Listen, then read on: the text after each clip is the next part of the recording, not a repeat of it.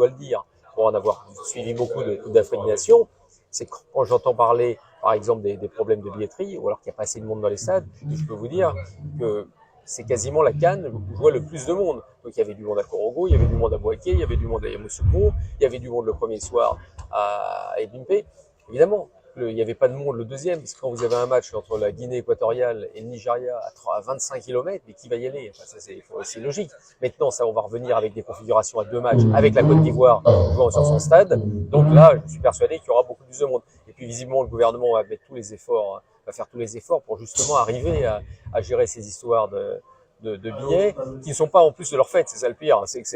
Mais ils savent très bien qu'à l'extérieur, puisque une Coupe d'Afrique des Nations, c'est un problème d'image aussi, et ben les gens ils regardent et ils disent mais pourquoi il y a personne, pourquoi ci, pourquoi ça. Donc je pense que ça va revenir dans l'ordre. Après, si les gens veulent pas aller au stade, vous pouvez pas obliger quelqu'un à aller voir un match, surtout si ça lui coûte un petit peu cher alors qu'il a pas les moyens, ça c'est normal. Mais je peux vous dire honnêtement, hein, par rapport à toutes les Coupes d'Afrique des Nations que j'ai vécues, mais il y a beaucoup de monde dans les stades, il y a du monde dans les stades, hein. Je trouve que c'est quand même un vrai succès populaire à mes yeux.